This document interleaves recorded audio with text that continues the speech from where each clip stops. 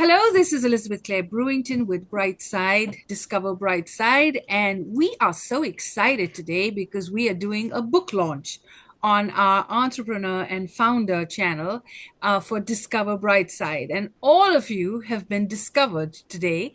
And I know you all are book authors, and some of you all are entrepreneurs, and we've got a little bit of fashion, and we've got a lot of different topics to cover.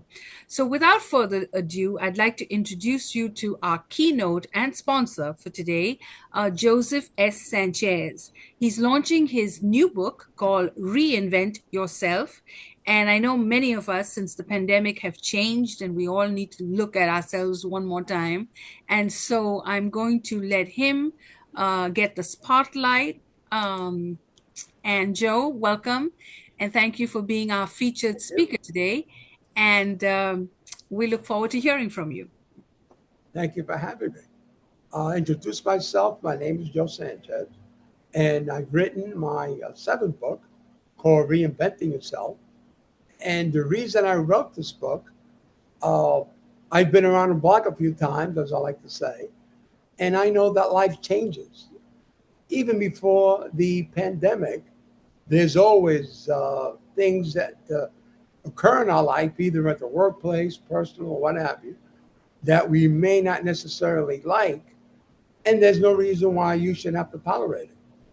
So, what I offer is instruction, a game plan, if you will, even though that's not accurate in saying that, but essentially guidance on what you can do to make changes in your life to either bring it to the next level. Maybe you need to make some changes, which could be also on a personal basis, and just to rediscover yourself and to perhaps take advantage of some passions that you've had. For instance, let's say that you like doing acrylic painting and you, for some reason, just are too busy, with life, making a living, raising your family. And all of a sudden you say, you know what, I want to do this. I'm not getting any younger. So you get into it and you enjoy it, and you'll find a great deal of satisfaction, which I find when you do something you enjoy, it automatically spills over to other areas of your life. And that's what I'm alluding to. There's no way that a person doing the same thing for 20, 30 years or more without any changes is not going to feel stale in some sense. I firmly believe that. I've had this discussion with others forever, and generally it's agreed upon. So that's what I try to do. However, as you're more established in your career, you have other issues that are far more important than you grabbing a brush. It kind of not intimidates you, but it makes you think twice about doing it. I can't take time away from, let's say you take your child to soccer practice, whatever. And we all know as kids grow up, they take a lot more of our time. And as parents, that's part of our responsibility. So you could see that it would be tough to make room or space to get involved in something that will give you satisfaction. You might even feel guilt, thinking, I'm putting my needs ahead of my daughter or my son. But you could definitely do it. You could definitely have your cake and eat it too. Obviously, it may not be the way that you'd like it to, but at the end of the day, really what I'm talking about, I want to make people that are happy, that are fulfilled, that feel they have a purpose. As Mr. Einstein said, we were all put on this earth to help others. And I firmly believe that, and I kind of walk that talk as best I can. I was a college professor for a while, an adjunct, and I'm used to teaching. I've always had the attitude that I want to help people not make the same mistakes that I've made. And if you look at all the books I've written and more to follow, they will kind of follow that same theme, teaching you to be efficient, teaching you to be happier. And I believe that if you follow, not even 100% of what I write about, but the other point is that you will be happier. you will be more fulfilled. And at the end of the day, I mean, what could be nicer than having a great home life? Uh, the job you have, the career you have is fulfilling. You're fairly happy there. Nobody's ever 100% happy. And you're doing things that you enjoy. So it's like you have it all in one basket. And that's, at the end of the day, what I try to offer the avenues, the opportunities to make changes, subtle changes. Now, I should add real quick, even though I've insinuated it, when I talk about changes, I'm not talking about changing your whole life radically. Not at all. I mean, it's especially when you get older, it gets tougher. But just to make areas that say your home life, uh, let's say that you spend a lot of time playing golf and your spouse, who's not a golfer, isn't wild about it, and you've had your tussles through the years, well, you come up with a plan, if you will, or maybe cut back on your golf game, God forbid, right? I'm not a golfer, so I could be biased. But you want to make more time with your family, your wife, to do other things that you would consider. And we all know, I repeat, we all know when our home life is strong, it makes things just a lot better to get up in the morning. And you have a spring in your steps and what have you. I may be exaggerating a little bit, but the bottom line, you experience a much happier quality of life. So that's my reason for writing the book. And everything that I've written about, the other self help topics on my website, you'll see it, there's self help. And these are things that I felt in my years in the workforce and teaching, or what have you, that people kind of struggle with. And a lot of people aren't too quick to ask somebody for help. I guess it shows weakness, especially men, I'm told. We don't like to ask for help. So that's the method to my madness. And I think that if you pick up the book and read it, you will come to the same conclusion that I've given you some good suggestions. Let me just add real quick some of the things I cover in the appendix: cosmetic surgery as an alternative to you reinventing yourself. Also, your wardrobe. I think we all know, even though the younger generation these days, it's like dressing down is the way to be. And I find that, let's just say, older people still seem to cling to getting dressed up, which I agree with. Uh, Another thing is about working past 65. As you know, we're working longer. Uh, and I've seen for many years, that probably you have, that people retire and they come back within a relatively short period of time. I always have said I will never retire.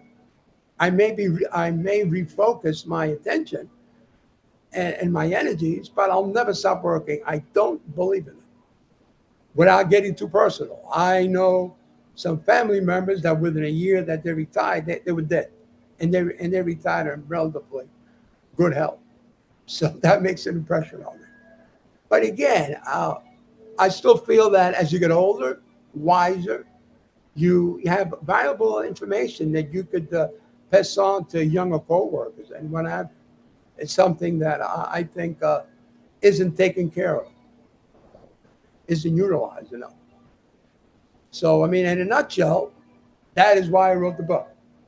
Uh, and I hope that you pick it up and read it and let me know. You can send me an email if you disagree or something you dispute or want further explanation. All right. And the book is available on Penman Media LLC. Also, while you're at it and you're on his website, he is asking you to subscribe to his blog, which you'll get every week to transform your life from his 7 books.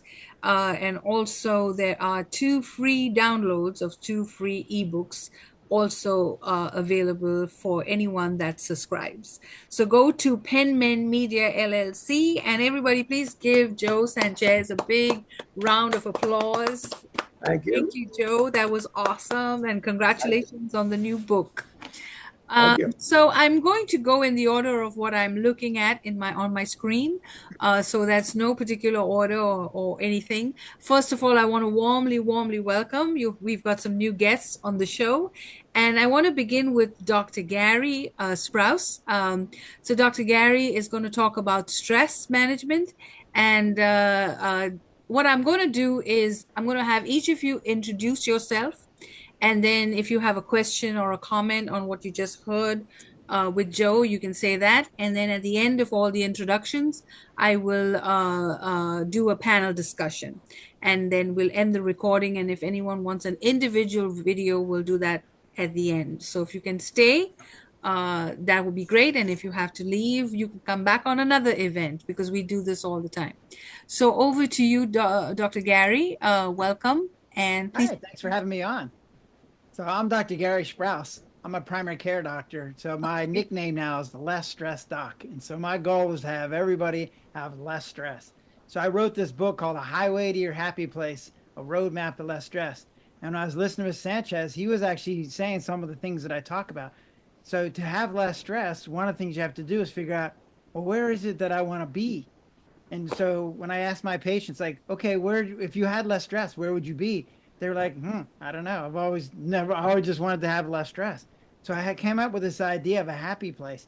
And what he was talking about were some of the rooms that are in everybody's happy place. What I found is everybody has the same rooms, but they might decorate it differently. So the 6 rooms that I talk about are things like what you said, which was fulfillment and gratitude, and a thing I call cash, which is feeling connected and accepted and feeling safe and having hope. And then the other ones are like having contentment, having pleasure in your life, anticipating pleasure in your life. So when you put all those together, this is great set of rooms that I then call a happy place. So now you know where you want to go. So what's keeping us from getting into our happy place? So it turns out there's all these roadblocks that are getting in the way of getting to our happy place.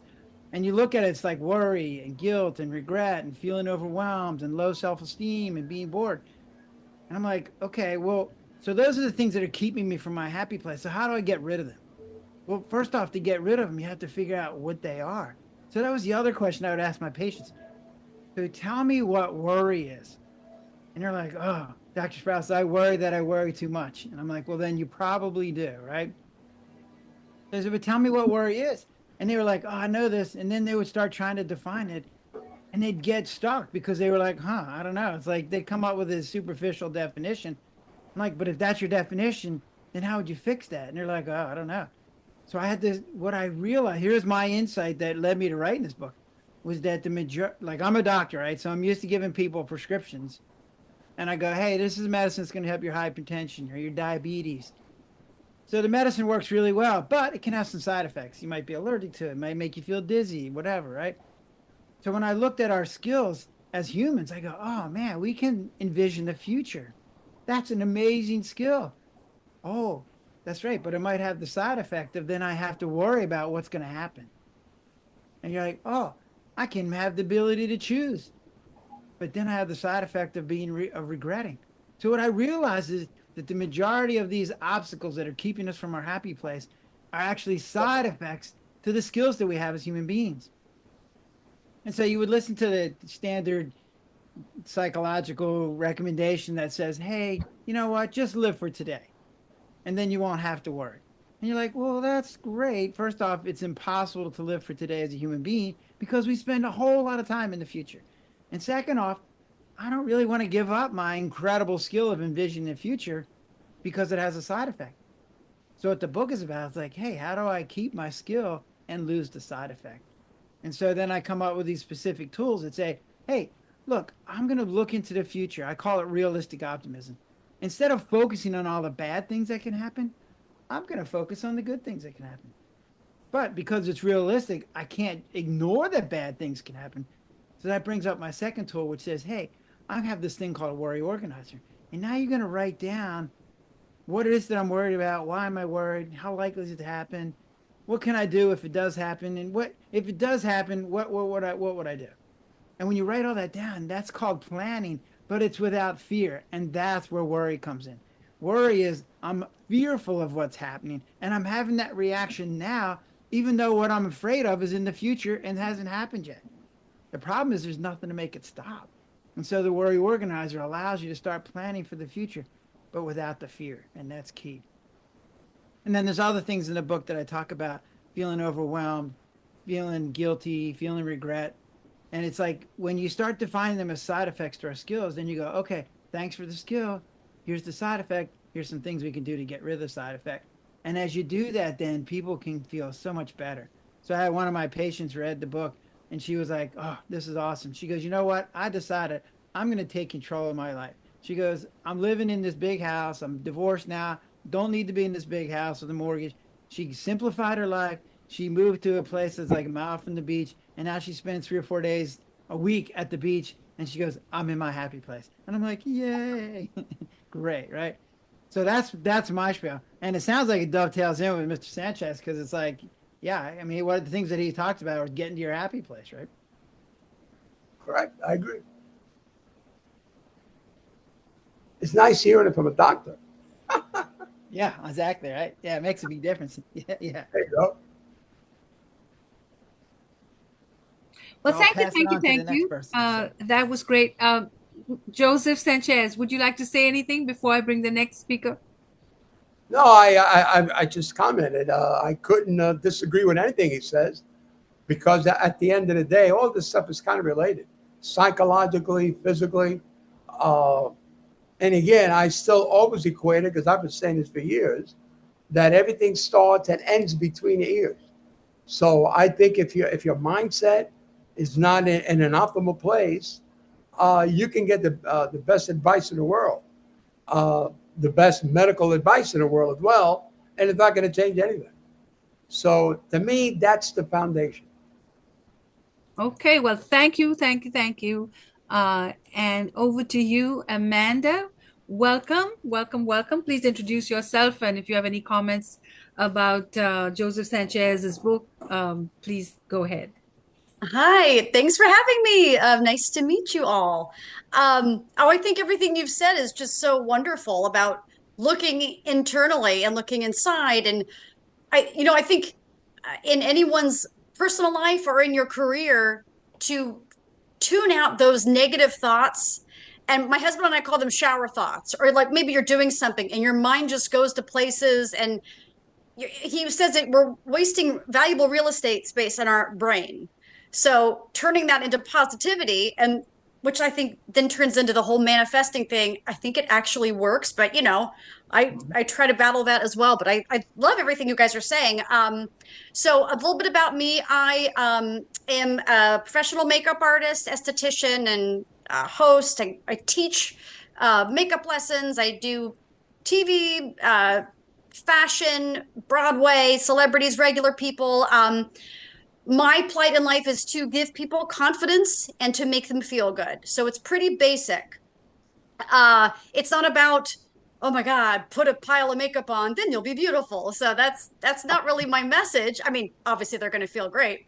But so my pivot is what I usually discuss is that I was an actor for many years and makeup was the side hustle, right? You wait tables, you do temp jobs. So I would do makeup on the side.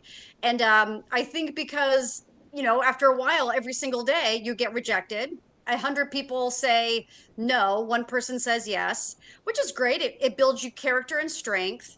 And then one day I thought, man, I'm more excited when I get called to do makeup for a commercial than to be on camera. So I switched. I feel very fortunate. I've had two of my biggest loves in my life. I love the entertainment world and I love beauty.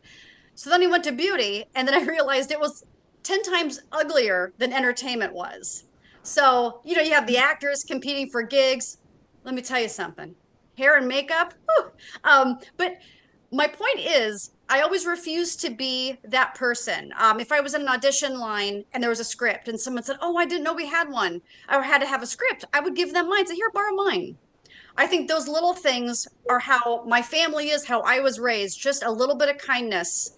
And confidence, not cockiness, I think is very important across the board. So then going into beauty, oh, well, she this and she that. And I'm like, I'm never going to stoop to that level. People can do whatever they need. in my opinion, I always feel like it makes them look sad or insecure. Someone treated them badly. So they need to kind of project it on you. But I think I'm from Kansas too, let's be honest. So I've been in New York for 25 years, but I still want to maintain that Midwestern, like asking someone how they are and actually listening. So, I think that basic people skills are some of the most important things you can have. My parents are all psychiatrists, so I joke that I'm like, I am too with a makeup brush because we're this close. Like you're doing makeup, like you feel the energy, you adapt to the person, whether it's the everyday mom, she's exhausted and she wants to feel good, and I'm teaching her a makeup tip or skincare tip, or it's a celebrity and they've got to go on stage. Adapting to humans is something that costs no money, no education. Listen to what they need. Do you want to just talk about yourself at them? No. You want to say, okay, do they need to be quiet right now? Do they need a little bit of confidence? I think that's my sweet spot where you want to make people feel good. You know, when you're talking to someone and you're like, I know that they're waiting for me to stop talking so they can talk. Little things like that. That's what makes us different, no matter what our profession, medical profession, the writing, entertainment industry. I think people skills is something that sets you apart. And so, yeah, long story short, I took my auditioning, pounding the pavement, networking skills from being an actor to connect with people in the makeup world. So then my trajectory went like that because of networking and a good reputation and good people skills.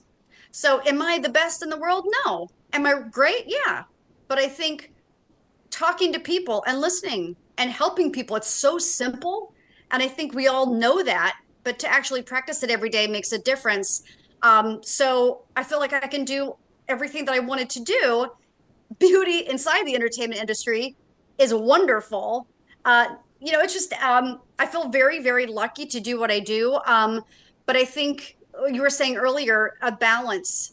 So I love to be a bit of a workaholic, and I love my job. And when you say, what makes you get up in the morning? I can't wait to work. I just have to realize, oh, wait, it's okay to watch a whole Netflix show and not fall asleep. Like I can do basic things like that. But yeah, I think just being who you are and the energy when you walk into a room is so priceless. You want people to think, oh, I'm so glad that person's here, as opposed to, ooh, you feel it immediately. So yeah, I think really life's too short to be stuck in a job that you're not happy with, and to surround yourself with other people that will bring your name up in a room and say, oh, you know who you should meet? Like in my chair, I meet maybe 30 women a week or men. And I say, oh, you need a lawyer? Oh, I just met someone who's really great. And that connecting also makes you more valuable. I don't want anything out of it, but they know they can count on me for something. So I think thinking outside of ourselves and connecting others and adapting to people's energies and personalities is something that we can't take for granted. Mm-hmm. Amen. So I don't know if you want me to talk more or if that was enough, but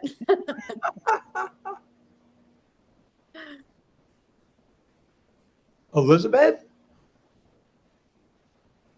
Where she walked away? Excuse me. I think she's on mute. Some more about makeup. No, I don't. Well, somebody asked me to comment. Yeah, sure. I tell you, you sound like me. The things you were saying, because I always, I deal with a lot of people, and I think a lot of folks really don't have the people skills, or they're not genuine. And I'm in sales. I have been most of my life, and you can't fake it. I learned early that when you, for instance, let's say you beg for an order, that's not the word you want to use, too aggressive, but the person at the other end of the phone in person picks up on that, that you're desperate. Yeah, years ago, I had a lady selling copy machines, and she literally begged me to buy one. At the time, she had to be in probably early 30s, but the way that I've always been, I try to be genuine. You can't be something you're not. because people pick up on it. So everything you said, I totally agree with you. Elizabeth, we were waiting for you. Right. So that sounds terrific. We'll come back, Amanda, to do some more. But meanwhile, we have Staff Sergeant Reginald Lyerly. And thank you for your service, sir. And he has been with the Brightside community for a while. And he also helps us. He's our director for sales and marketing. And so tell us all about it and introduce yourself and any comments to the topic, Reinvent Yourself with Joseph S. Sanchez. Hello, everyone. I hope everyone's doing well. I'm Reginal Lyerly, and I'm coming to you from the great state of North Carolina. And before I entered the world of entrepreneurship, I was in the Army for 23 years, retired a little over 4 years ago. Here's the thing. When you take the uniform off, the element of service and serving the people around you never really leaves you. So once that part of my life ended and my business journey started, I looked at what areas that I could help people. So it segued into a lot of things, but the top 4 things that I will mention is a staff and recruiting senior executive in the cybersecurity industry. I help a lot of people there. I love that because I get to help transitioning veterans that are interested in that field or who are already in that field to help with employment or link them up with companies who are looking for qualified professionals. So that's definitely a wonderful way, I believe, to serve. I also work as a federal mortgage loan officer, and my financial institution is Capital Federal Credit Union out of Lubbock, Texas. But I help families all over the country, whether it's to serve as their home buyer coach or just to actually help them initiate their mortgage loans if they're looking to get into a home. And I think that's very important. I've been in the insurance industry since 2021. I believe in helping families, whether it's an individual, whether it's families, or whether it's businesses. I started out as an agent. I'm proud to say I am now a broker.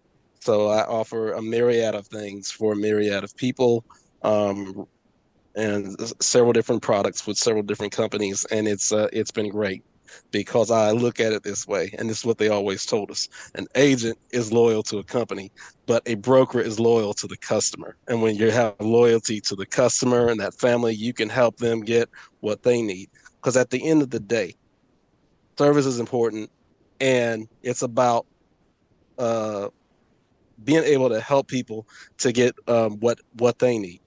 And I could say everyone on the line probably helps people too, to help people get what they need.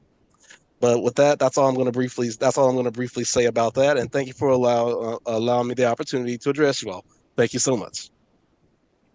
Awesome. Joseph Sanchez, would you like to say anything before I bring the next speaker on? No, he pretty much was pretty thorough. It summarized. It's admirable that he again has that service mentality to help others.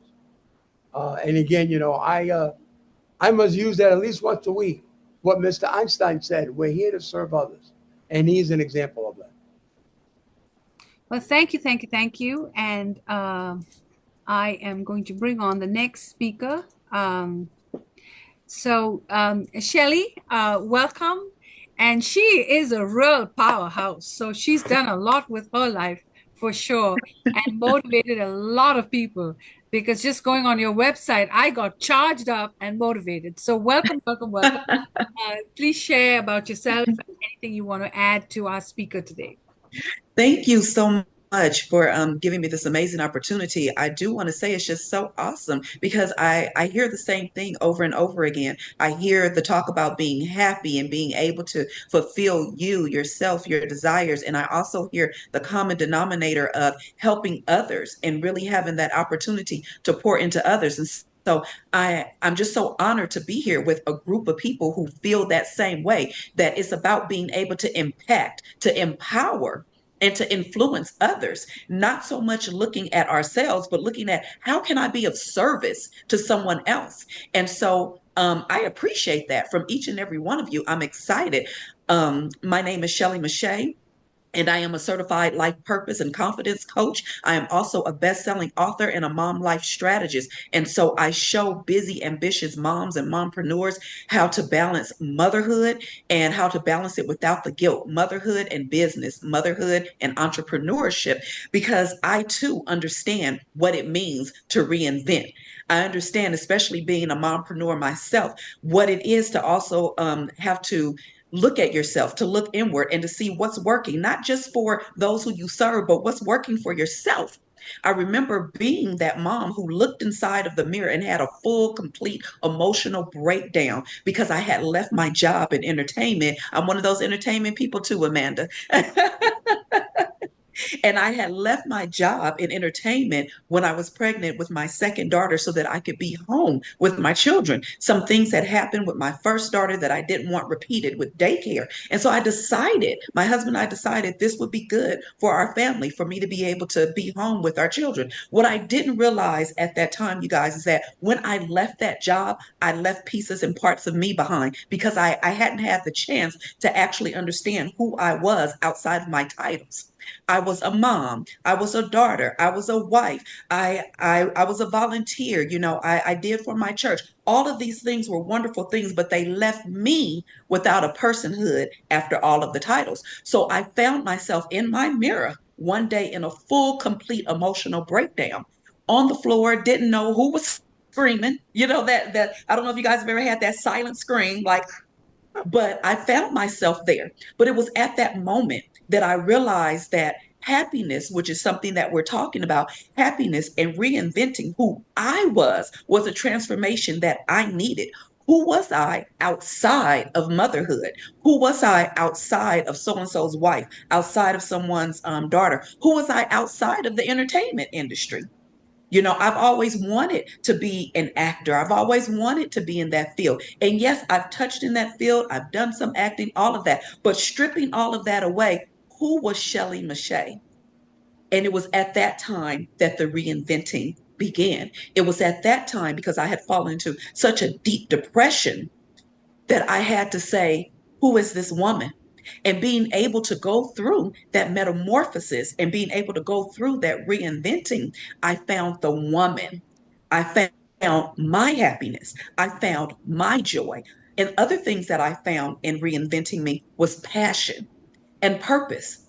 I ended up starting a nonprofit for teens. And so I began this nonprofit that everyone around me loved. Everyone was getting value out of it except for me. I didn't get value. And so I continued this nonprofit, not getting the value from this because everyone else was getting it. And I was still unhappy, you guys. I was still unhappy. I still didn't know what I wanted, what I needed. And I remember praying, asking God, going, what is it? What I'm doing is great. It's awesome, right? People are loving this. Lives are changing. I'm helping teens. And I remember God saying to me, you're doing the right thing before the wrong people. Where's your passion? And it was like a light bulb just went off because my passion was women. And my passion was loving women and helping women and showing women that they didn't have to be an either or. We didn't have to sacrifice ourselves for motherhood, but yet we didn't have to sacrifice our families for personhood. And that is where I found my sweet spot. I heard someone, I think it was you, Joseph, mention the sweet spot, or was it Gary? That sweet spot that you have when you understand your passion, your purpose, and your own happiness. And what I found is that in reinventing, especially when you're going into business and things of that nature, when reinventing, it can be scary because when you're in the spot before reinvention, you're comfortable. You know what that area is, even Yeah. if it doesn't feel good. The fact that I know, and I know that part that doesn't feel good, I don't know the next part that doesn't feel good. And so reinventing oneself takes confidence. And that's what I learned. I learned that it took confidence to step out and to not be concerned about what others were going to think or what others were going to say, but to really understand what was needed for me in my life. Reinvention brought inner peace because I was able to align with what was true for me. I sought God because that's who I seek in my decisions. I sought God, I understood my alignment, and there was peace there. So even if other people didn't understand it, I understood it. And that's what it offered me, an inner peace, an opportunity to step into confidence because I was stepping into the unknown, and an opportunity to motivate myself in a way that I hadn't been motivated before. Because with that motivation, I could make new goals. I could see new opportunities, and I could follow new promises. And so I'm here to say that as an author, as a coach, as a speaker, as a mom life strategist, we can. That's what I want to leave everyone with. We can. And you can put a period behind that. We can, and you can put dots behind that because you never have to choose. We don't have to be an either or. We can always be an and you get to decide what comes after that and. And that is what I want to be able to leave you with today. Don't make the choice. I can do this or I can do that. Create the plan so that it all can come together for the purpose of what you have in this life and what you're offering to others. Amen. Well, thank you, thank you, thank you. Wow.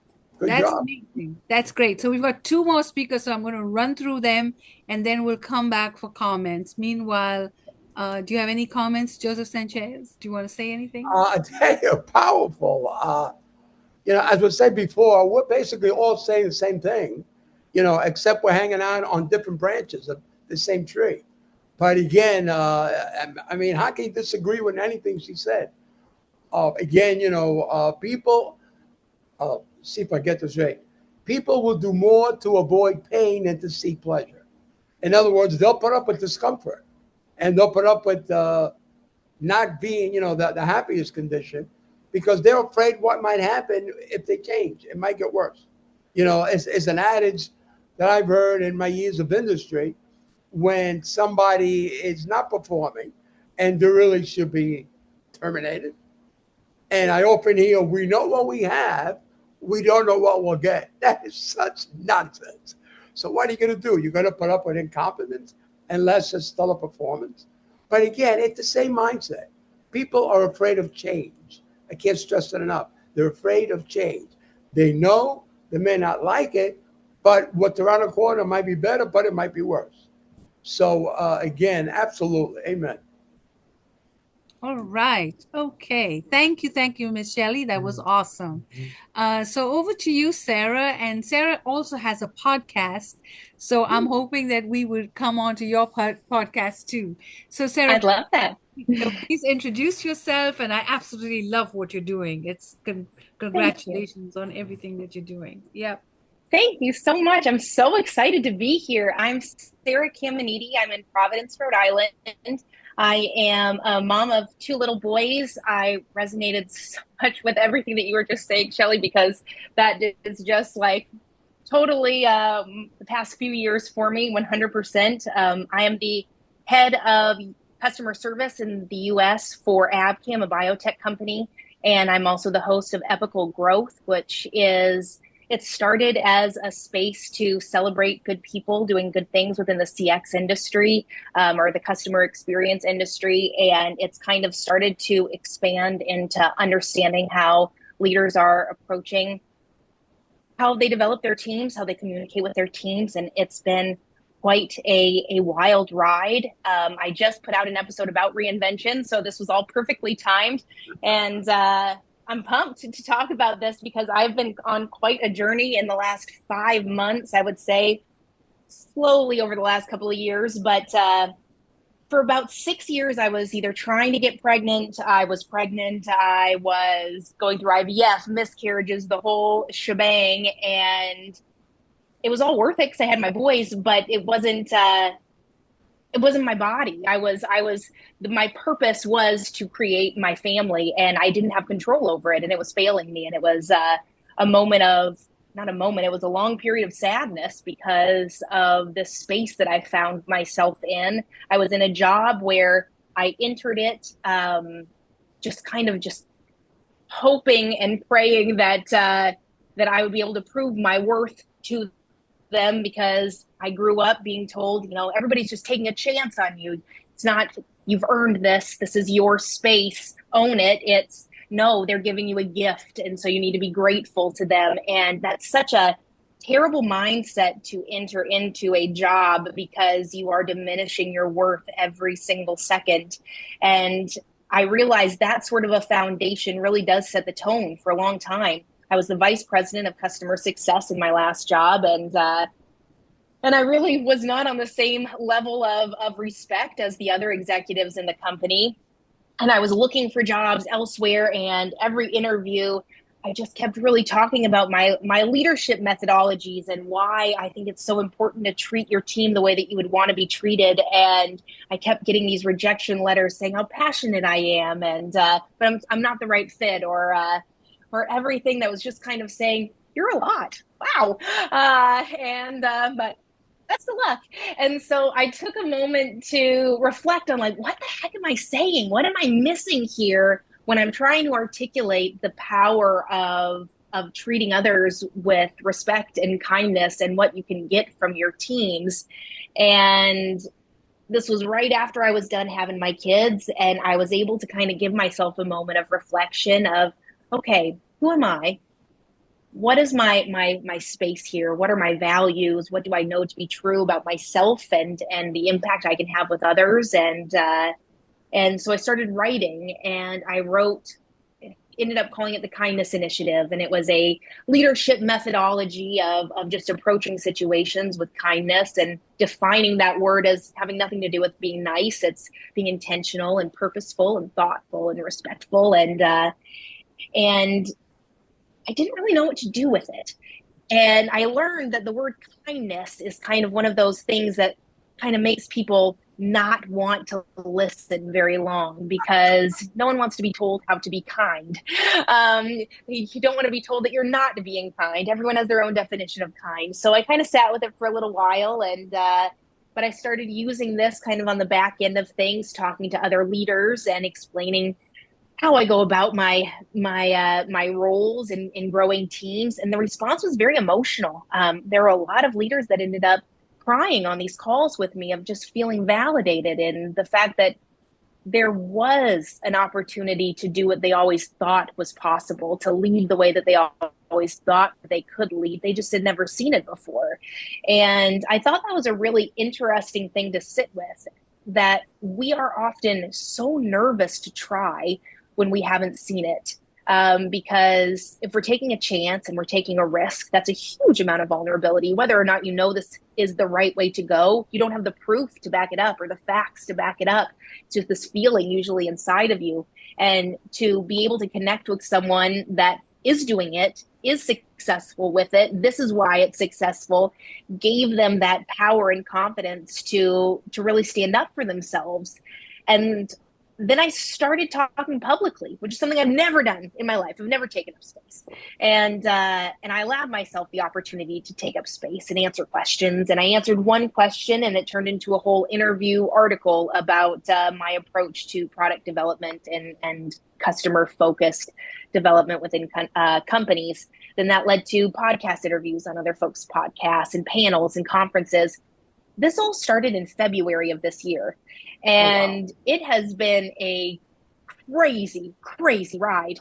A lot of it, though, is community. And it's entering into a space where people are empowering other people, and people are validating other people and giving you space to try and fail and shoot ideas off of each other. But you're lifting each other up because you know that it's worth it.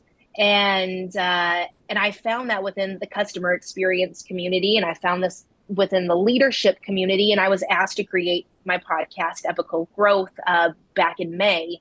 And it's turned into this wonderful opportunity to give people a chance to be proud of themselves and to really just take a moment and celebrate people that are taking a chance and trying and succeeding. Because if we can shine light on those that are doing these great things, and it is having an impact on their teams, the revenue, the company's culture, how you're presenting yourself within your space and owning it and taking up that space proudly, like that is some transformational change right there that can lead to growth within generations. Like I want my kids to step into a world where they're treated with respect and kindness when they enter the workforce. And the word epochal was one that I'd never heard of before, and I was kind of trying to figure out some way to just package what I was trying to do here. And I stumbled upon this word, and it describes events that are so important and significant that they have the power to usher in a new era. And what a perfect word. And so I ask my guests at the end of every episode to tell me what era they're entering into or what era they're finding themselves in, so that we can also give a moment to acknowledge that we're always evolving and not necessarily reinventing, because there is an aspect of reinvention that's throwing away yourself and the things that you've learned to create something new. Why are you creating that new thing? Why can't you take the good pieces and learn from them and explore and grow and evolve and enter into this new era? And it's pretty cool to see what people are able to articulate as the eras that they want to get into, or the ones that they've just entered into. And myself, I have entered into this new era of taking up space and being the mom that I want to be, because I'm showing my kids that I can have a career where I'm proud of myself and I'm entering into the workforce as someone that has earned this space. And why not? Why not try? It's worth it. So I'm pumped. It's a lot of fun. And we are too. It's awesome. Awesome. Everyone, if you can, just put in the chat your name, your phone number, and your website, so that when I'm processing the video, I can add you to the comments, so that if people watching the video want to buy your services or your books, they can do that as well. So I'll come back with Joseph Sanchez if you have a quick comment, but let me bring my final speaker. I thought this was an amazing day. And Ozan, it is a thrill to have you. And you have really a survivor, and you've got a great story too. So I'm going to let you introduce yourself, and I'm so honored to have you. Thank you for joining us. Thank you so much for having me here. And also, I just want to point out about Sarah's contribution. I think one part that she mentioned was celebrating yourself loudly, taking up space. And I found that this comes down to, taking your visibility is your responsibility. And I think so many people hide their gifts in the room and they don't put it out there. So I think this is such a huge part. And I also found when leaders express, I think crying and being vulnerable is something that is just part of the process. And I've also found that in those moments, you realize so much about yourself. And it's like asking yourself this curiosity-driven question, like we are our own triggers. And I've definitely been in the place, especially as a coach, you hold space for different people, for different energies, different things. And I think that's a great evolution. And this is an evolution as well, living in duality. Knowing that we're a coach, we're a leader, serving other people, as we just addressed in the call, but also knowing it's okay to get that support and navigate as a coach, and it doesn't take away your wisdom that you mastered something, that you've been through a transformation. So I just want to point this out, that this is really amazing.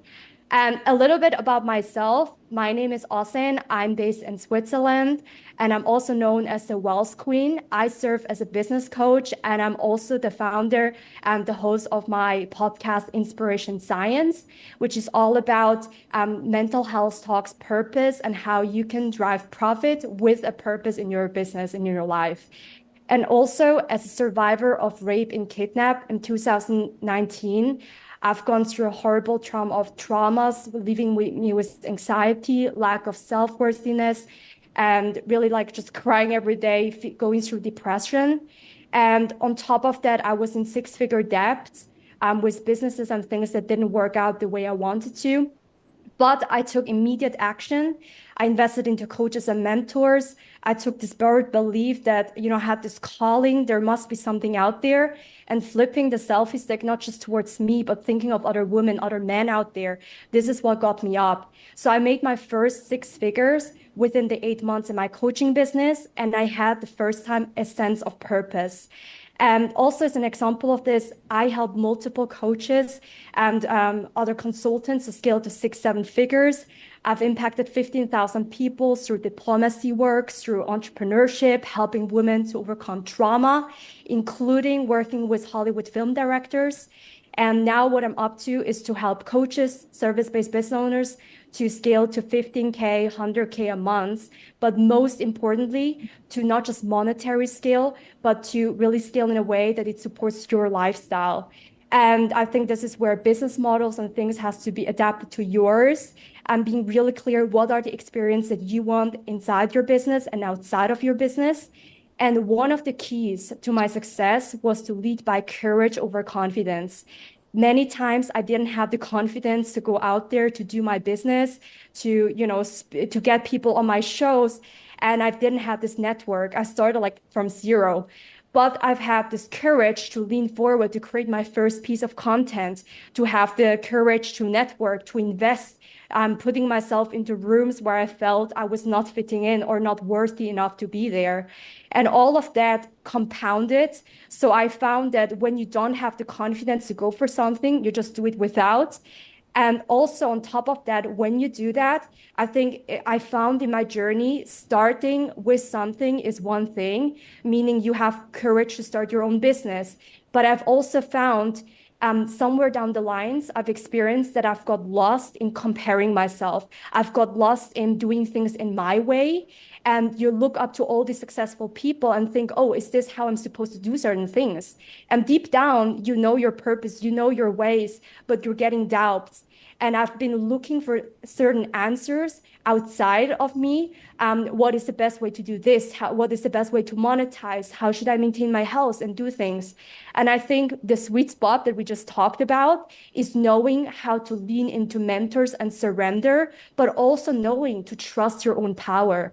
So many times when I work with women, the reason why they're not making the income they desire or they're not being fulfilled is because they lack to trust also in themselves.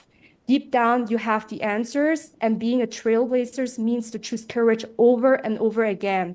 It means to do things differently, to be a trendsetter. And with all of the things I've been through, many people have asked me, how did I overcome the kidnap, the rape, where I went missing for 1 month? I've been running through streets and I've got luckily found on in one night by a local policeman. And the context for that is that I've been in an abusive relationship that totally escalated, where it's not good, but being stalked for 24/7, getting blackmailed, threatened. And all of this led me to eating disorders, anxiety, not feeling really worse, and attracting, similar patterns of toxic relationships, until one day I've said, like, it's enough, like, I cannot do this anymore. And this is exactly during COVID, where I was still in university. I was going through all of these horrible things. But I also found a way, as mentioned, like making it about other people, knowing that there is a calling. And that's why it leads me to the point where multi-passions, being a multi-passion driven woman, is kind of a double sword. It's like I felt pulled in many directions, wanting to be an artist. I see myself as a speaker, and I wanted to serve people, to overcome traumas, but I also want to make money. And I used to separate all the things, but now I found that my greatest strength is to tie it in as a common purpose, which is to empower healings and to build wealth on all levels. And now my mission is really to show people that you can have it all. You're worthy of great health, of healthy relationships, of making big bank with a purpose without feeling bad. And my biggest method on how I overcame all of this, whether it's finances, health, or in your business, it was to marry myself. This is a book that I'm soon going to publish, and it takes you through a sequence, entering a relationship to yourself. And the moment I dated myself, it was the moment where I actually started to write a contract to myself. Why am I dropping out of university? Why do I have to leave this toxic relationship? And I've started to take myself out on a coffee, reflecting about what are the experiences that I want to have in my life, and then really embody that. And I think it's really a work of self-awareness, of like really finding, oh, interesting. Why am I triggered? Why is this making me feel in this way? And I think this part of letting go of your old identity and shaking off all the shoulds in your life. And also, I think the most difficult part was when you divorce your old identity. I think it was also differentiating facts and stories that you've been told in your life. And many, many times I feel that when I grew up, whether it was my own parents or it was through the toxic relationship, being heard, oh, you're not good in finances, or you're not worthy of this, you suck in this. I feel all these stories, they've kind of repressed me. And this whole thing, I'm sure also what Joseph said, and reinventing yourself, it's so important that you raise this awareness in you, self-leadership. And also another part from that is expression. So many times I see women or guys being repressed. And what healed my skin eczema that I had, physical problems on my body that I could never get rid of, was antibiotics. It was surprisingly in 2023 in January when I went to Kensington Palace. And it was the first time when in one night a woman wrote me she wanted to commit suicide. And she told me she was going through rape and other things. And the same guy who did this to me in Switzerland did this to that woman. And she was the new girlfriend of that ex, and she found me by chance. And I prevented her from committing suicide.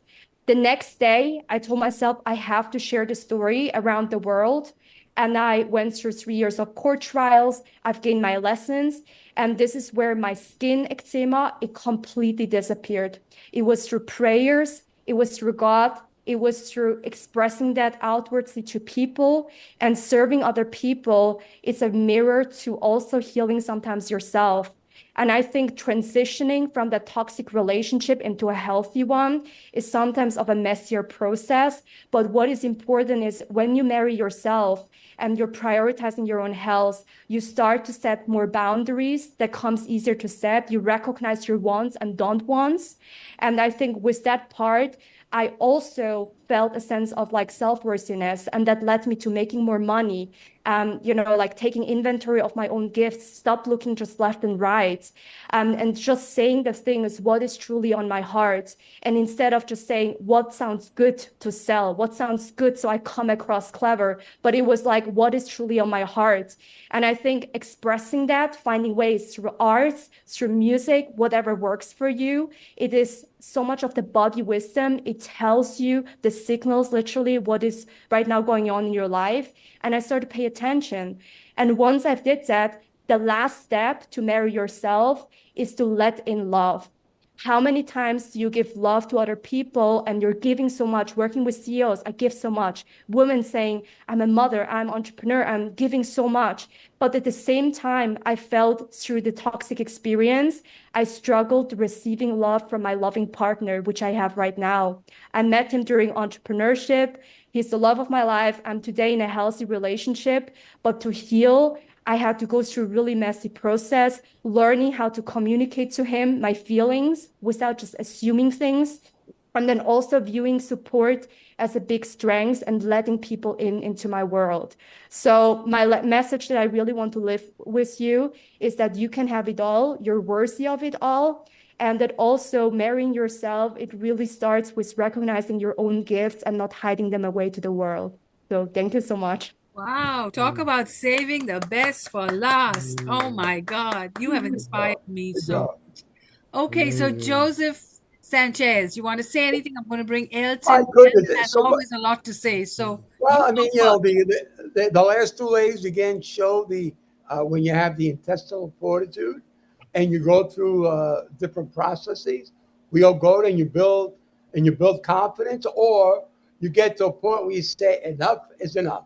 I have to do something. It might hurt, but in the long run, I'm going to be better off. And these two ladies are a great example. Thank you so much. Thank Okay. you. All right, amazing. You all are such amazing people. Incredible. I'm gotta give you kudos. You're just incredible.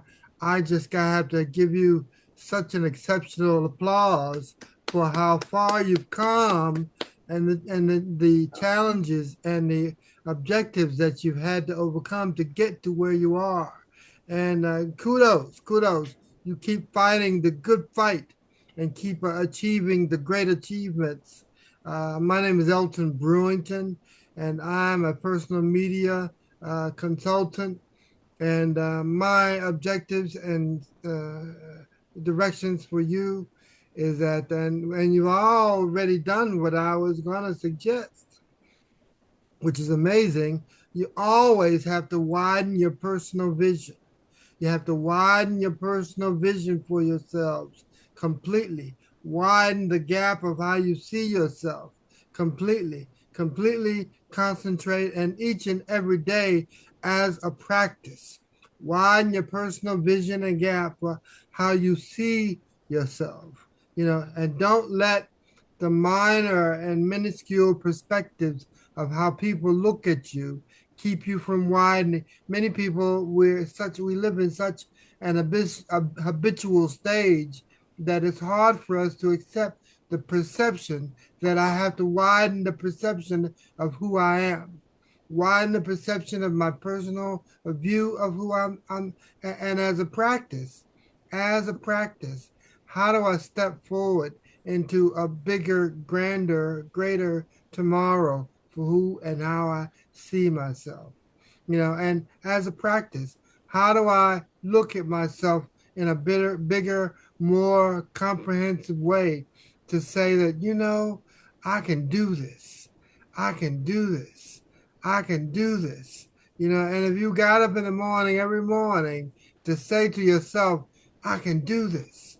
I can do this. I'm saying to you, don't let any of the challenges that you have to face keep you from widening the perspectives of who you are.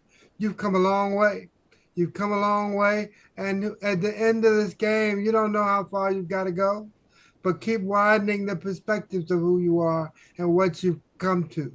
Keep widening your perspectives of who you are and your vision for yourself. Keep widening it. And what that means is I can't be shut down. I can't be put down. I can't be minusculely minimized.